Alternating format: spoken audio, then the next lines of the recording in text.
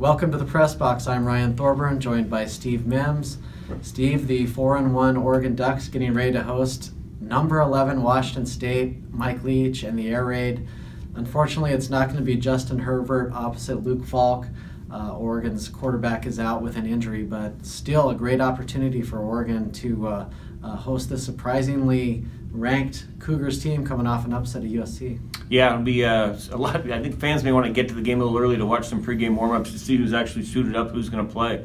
And we'll get a chance to see kind of what the quarterback depth chart looks like. I think Taylor Alley might be the guy this week. I think Oregon's going to move a little bit towards trying to speed Burmeister up, but if Alley's ready to go, I could see him starting. He'd be on a shorter leash than last week. In the last week it was, you don't want to bring Burmeister out of the red shirt. Now that he's out of the red shirt, that everything's equal. I think last week we saw Taylor Alley struggle a little bit early. The halftime came out and he was able to run the short passing game, get the, with Brooks James and Benoit running behind him and get some things going. So I don't know if next week, if he gets that much time to get comfortable. Next week, if there's an interception in a tough series early, maybe it's Burmeister. If they see that in practice, maybe Burmeister even gets the start.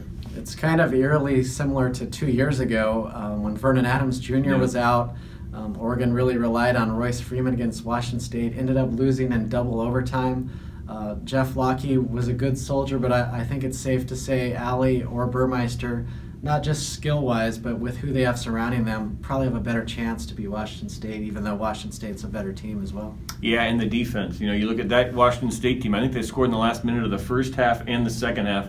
I think Oregon would take that this week. If you told them, hey, look, we're coming down to the final minute, you're up by 7, and your defense stopped Washington State, I think they'd feel a lot better about their chances not this time and not having to go to overtime. Not only Oregon are they on paper so much better on defense, they just have that look. I mean, they were ferocious against Cal.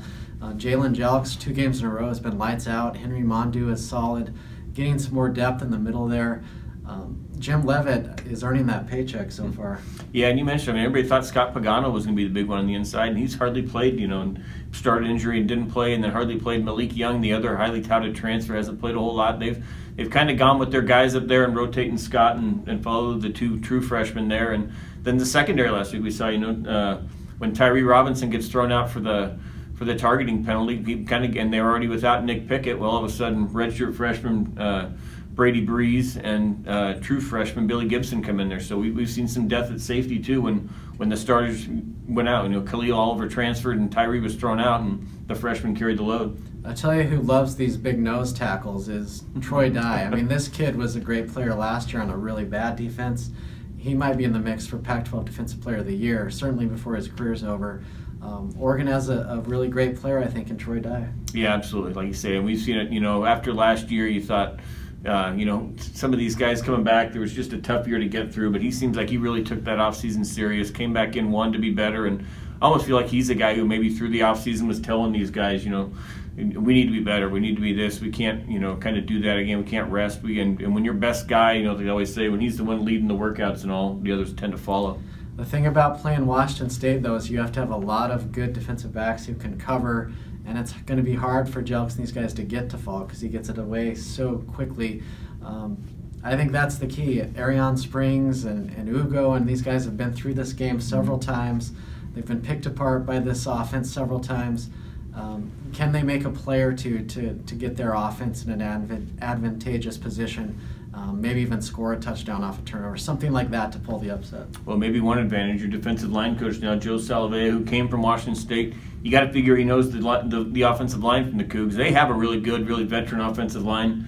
Maybe Salavea is a guy who's seen some things that can kind of help get a Jelks and get Mondu through a little bit more than Oregon's been able to in the past to get to Falk.